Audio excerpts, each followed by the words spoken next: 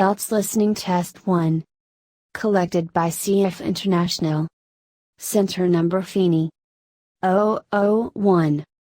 You will hear a number of different recordings. And you have to answer the questions on what you hear. There will be time for you to read the instructions. You will have a chance to check your answers. All the recordings will be played once only. And the test is in 4 parts. Best of luck. Part 1. You will hear a new student on a short summer course getting information from the college receptionist. First, you have some time to look at questions 1 to 5.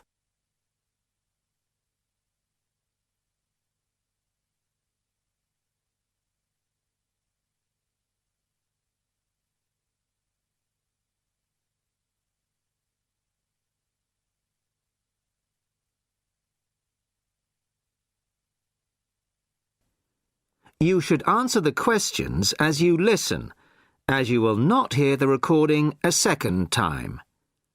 Listen carefully to the first part of the conversation and answer questions 1 to 5. Sorry to keep you waiting. OK, here's the information you need. On the first page, there's some info about the college, the facilities, the courses on offer, etc. Then, on these blue pages here, there's an outline of the social activities. You see there, OK? Yes. Now, this part of the booklet here, the yellow pages, that's the main program starting at 9 a.m. tomorrow. 9 a.m., OK. So all the new students will be gathering in Herville Hall at 9 o'clock. Sorry, where? Herville Hall. I'll spell it for you. It's Hervill, and then Hall for hall, of course. It's the big white building by the entrance. OK, I've seen it. Right. Anyway, you'll be in there for an hour. First, the Director of Studies will explain the various courses we offer and the requirements for them. Then for the second half hour, the social organiser will tell you more about the social program and Saturday excursions. Is that all clear? Yes, I think so. Then where do I go after that? Yes, OK. After the talks in the hall, there's a break. And then at 11:15, go to classroom 4 to have a placement test. 11:45. This placement test is to find my level in English? Exactly. Then, after the test, all the new students are invited to a special welcome lunch. In the cafeteria? No, not for the welcome lunch. It's in a restaurant near the school, an Indian restaurant.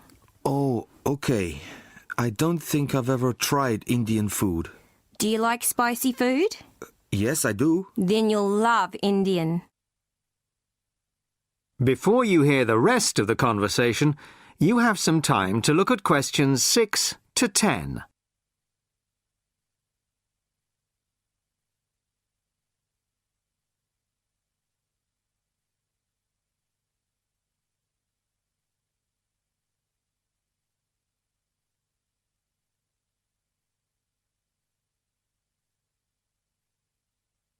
Now listen and answer questions 6 to 10. So, where's the Indian restaurant? Don't worry, it's really easy to find. Have you got that map I gave you? This one? Yes, that's it. See here, the main entrance to the school? Yes? Well, don't go out of there. There's a smaller entrance here, round the back. Oh, yes, I see. OK, so you go out of there, past the phone box, and then turn right into this road here, the one that goes along the side of the park. You'll see a supermarket on the left, and then it's just after that on the right. It's quite a big place. You can't miss it. OK. And one more thing. Is there a post office near here? Post office? Oh, yes, of course. Just the other side of the park. Go through the middle of the park and it's there by the park entrance. Thanks a lot. You're welcome. Oh, there's a good cafe near here too. Very popular with the students. Just there. You go out of the main entrance into Varley Road, then turn left at the bank, and it's at the end of the street. They do amazing coffee. That's great. Thanks very much. No problem. Enjoy your course. Thanks again. Bye. That is the end of part 1. You now have half a minute to check your answers.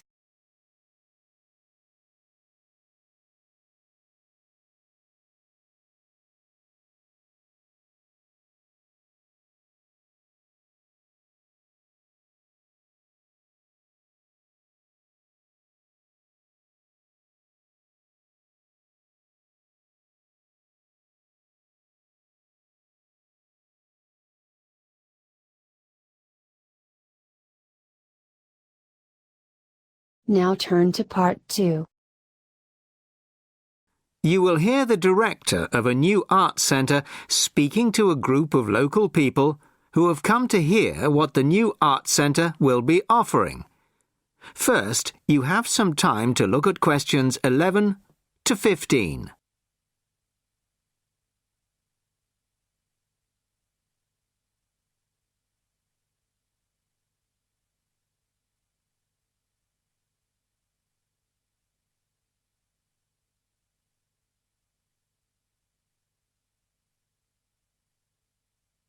Listen carefully to the first part of the talk and answer questions 11 to 15. Well, good evening, everybody. Thank you all for turning out on this cold, wet evening. Welcome to our new art centre. I'm delighted that so many people are interested in finding out about the facilities and events that we'll be offering. I'll start with the regular evening events that we've scheduled so far. Sunday night will be film club night. Each week, we'll be showing a classic film from the 40s, 50s or 60s. Films will start at 6:45, and afterwards there will be an opportunity to discuss the film in the cafe bar for anybody who'd like to. Tickets for the film will be £5, but the discussion afterwards is free, although anybody who wants to buy me a drink is welcome to do so. On Thursday evenings at 7:30, the auditorium is given over to productions by touring theatre companies. This coming Thursday, we're very excited to be welcoming Pizzazz, a drama company featuring both able-bodied and physically handicapped actors. They'll be performing a rather special version of William Shakespeare's The Tempest, featuring music and dance, as well as dialogue. Fridays and Saturdays will be music nights, starting at 8 p.m, with classical or traditional music on the Fridays and pop rock on the Saturdays. However, as the sound system hasn't yet been fully installed, these events won't be starting for another few weeks. As well as evening performances, various events will take place during the day. So far, a mothers and toddlers session has been arranged for Monday afternoons, and of course, anybody can drop in for a coffee or a sandwich. The cafe bar will be open from 11 a.m. to 3 p.m. and 6 p.m. to 11 p.m.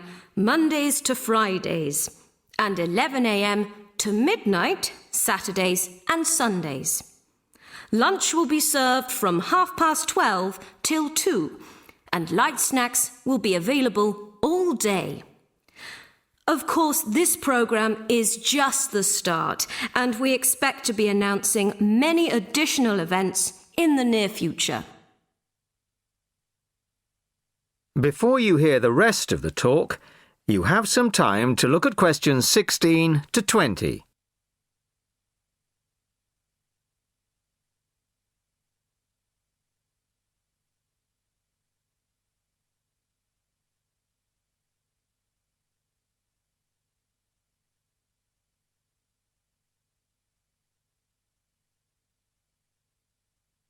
Now listen and answer questions 16 to 20. Now I'd like to take this opportunity to tell you about becoming a member.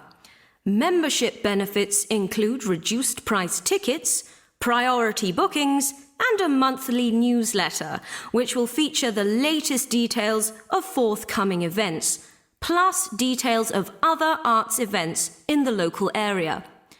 The cost of membership is just £15 a year, which I think is very reasonable. To get a membership card, you'll need to provide us with a passport-sized photo, plus payment, of course, by cash or cheque. We can't accept credit cards, I'm afraid, at least not for the moment. We hope to have credit card payment facilities available in the not-too-distant future. Then, when you want to buy reduced price tickets, you simply show your card at the box office or quote your membership number if you're making a telephone booking. Generally, a membership card will save around 20% on the full ticket price, so it really is very good value. Now we come to the most important part, your suggestions. It's your art centre, so we want to hear what you'd like to see. That is the end of part 2. You now have half a minute to check your answers.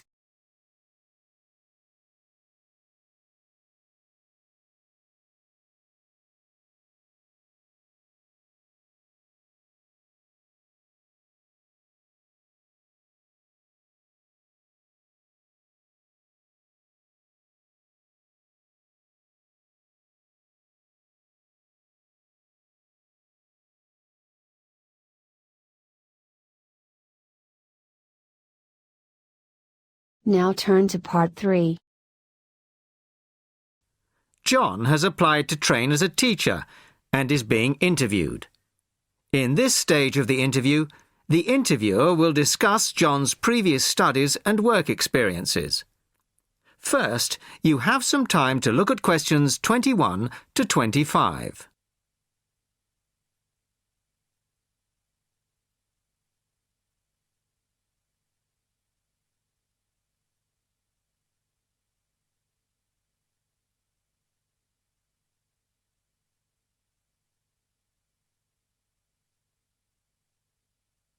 Listen carefully to the first part of the conversation and answer questions 21 to 25. Hello, come in and take a seat. You are John Evans? Yes, I am. Well, as I'm sure you're aware, the purpose of this part of the interview is to go over your CV and talk a little further about your previous studies and experiences. Yes. So, your first degree was in French, of course? Yes, with a minor in film studies. An interesting combination. Mostly French films, presumably? Well, European cinema in general, but with a bias towards French cinema. And your degree took 4 years? Yes. In the third year, I was an exchange student at Bruges University in Belgium. I was there for a full academic year, 9 months. Right. Well, you graduated 2 years ago, and then you took some time out, as it were. Yes, I spent 6 months as a volunteer working on restoring historic buildings in France. Was that with a well-known organisation? They're called restoration vacations here, but they operate under different names in several countries. I think they're quite well known. So, it was a 6-month vacation, really? No, I went for a week, but really liked it, and I got asked to stay on as a translator. Because I could speak French quite well, it was my job to liaise between the owners of the buildings and the English-speaking volunteers. That must have been a very enjoyable experience. Before you hear the rest of the conversation, you have some time to look at questions 26 to 30.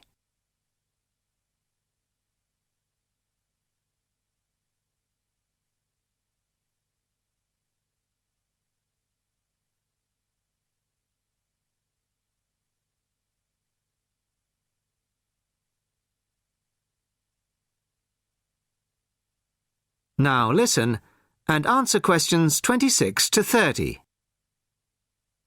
Well, it was certainly a very enjoyable experience to begin with, but after the first 3 months or so, I actually got a bit bored. I was talking about the same things every day. Bricks, cement, window frames, that kind of thing. It wasn't really stretching my French. Also, I wasn't getting paid, just free accommodation and food, plus some pocket money. Oh, I see. So then you started working for a bank in Paris. BCFC, I think. Yes. Were you doing entirely translating again? Well, translating was the major part of it, mostly from English into French this time. Official documents, letters, that kind of thing. Much more challenging. But I was also in charge of coordinating the translation work going on in the bank's offices in Switzerland, Belgium, and other parts of France. Huh. What did that involve? It was simple, really. I just had to keep track of what had been translated in each office. To save wasting time having the same document translated twice in different offices. So, you stayed there for a year and a half, and then you left. Why was that? Simple, to apply for this course. I see. Why give up a secure job in Paris to train as a teacher here? I've always imagined that I'd be a teacher, really. I loved being in Paris, but I wouldn't want to spend the rest of my life working for a bank. Do you think your experiences in France will help you as a teacher of French? It certainly helped my French, and my experiences certainly gave me a much better understanding of French culture. Although that may not be of enormous use when it comes to standing up in front of a class of British 13-year-olds. Perhaps not. Thank you very much. The next stage of the interview will be conducted by my colleague in room 207. That is the end of part 3. You now have half a minute to check your answers.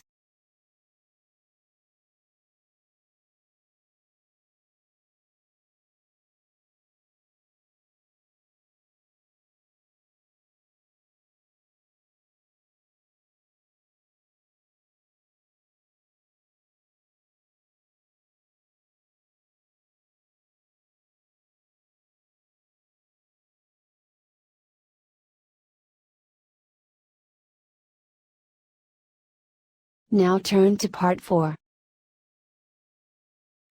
You will hear a talk about the Kentish pipe, a 17th century musical instrument.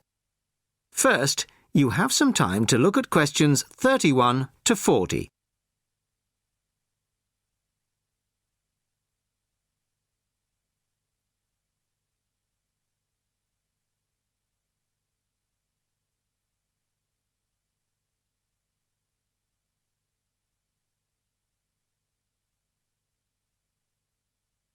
Listen carefully and answer questions 31 to 40. Good evening. I'd like to introduce Geoffrey Rourke of the Early Music Foundation.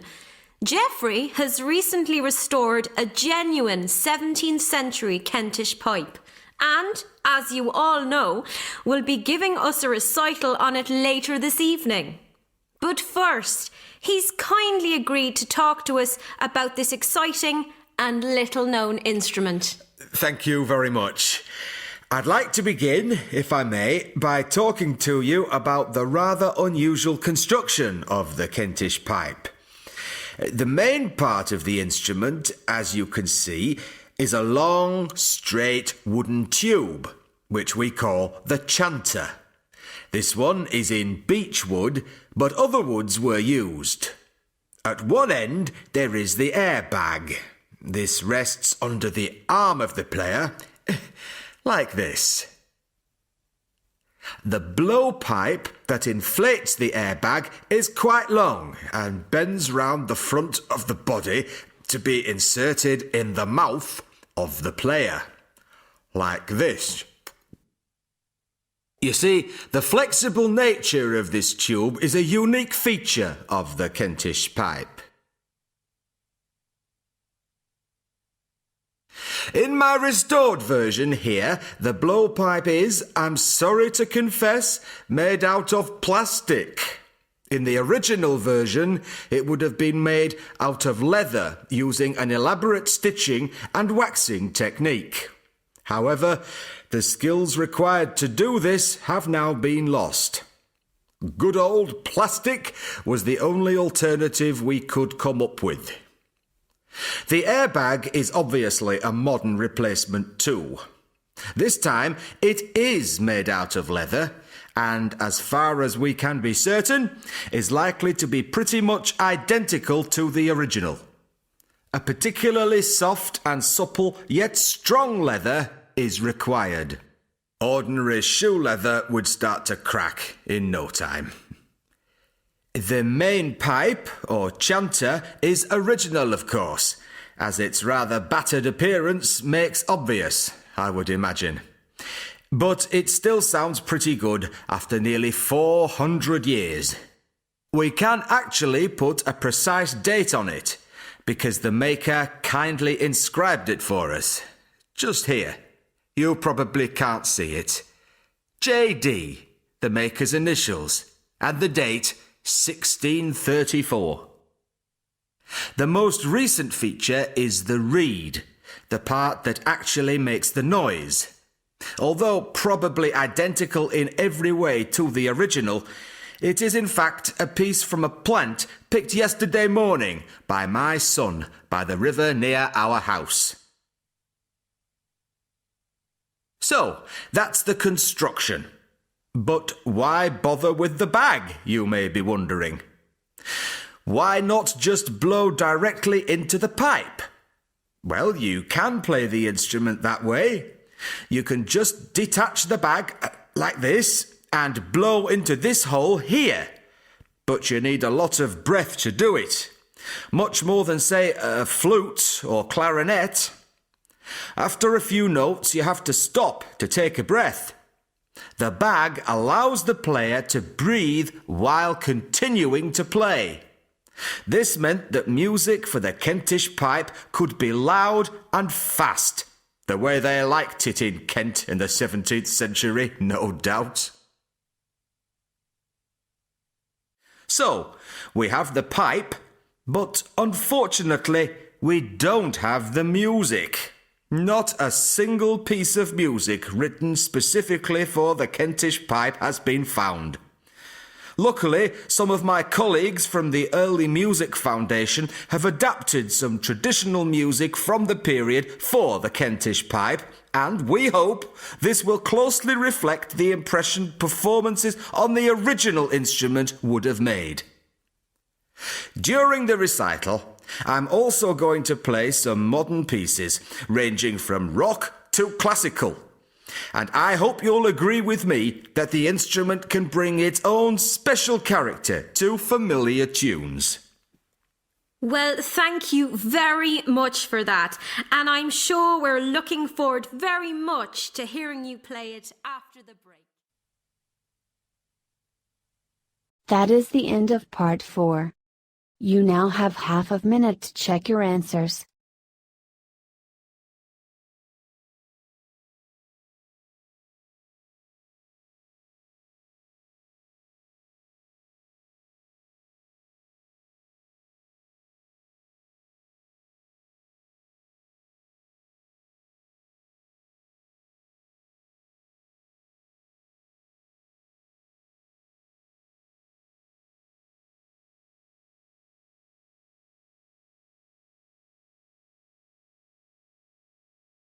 You have 10 minutes to transfer your answer.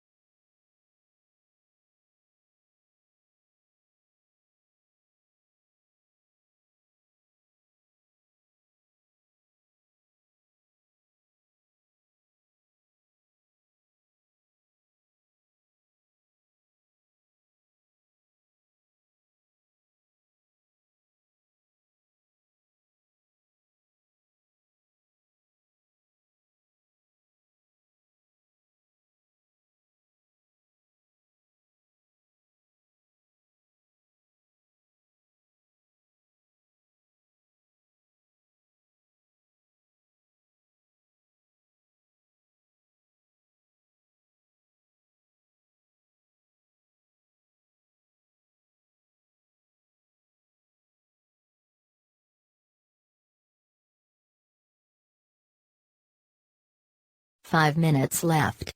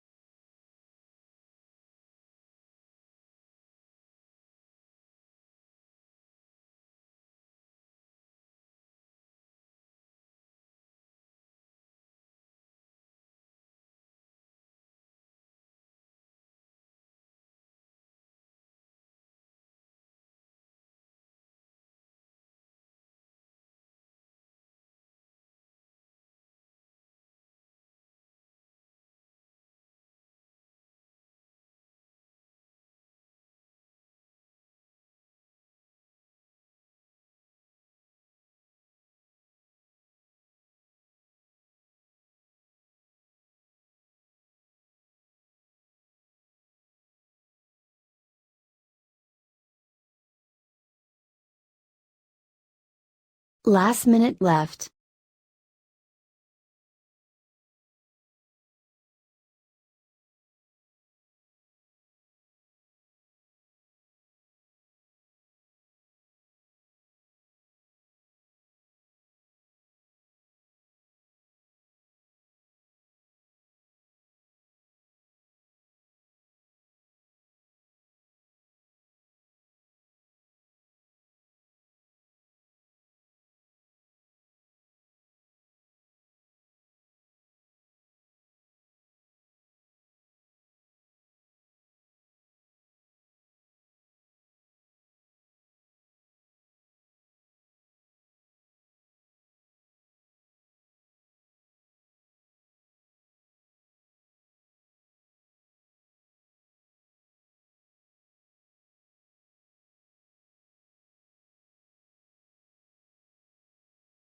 stop writing.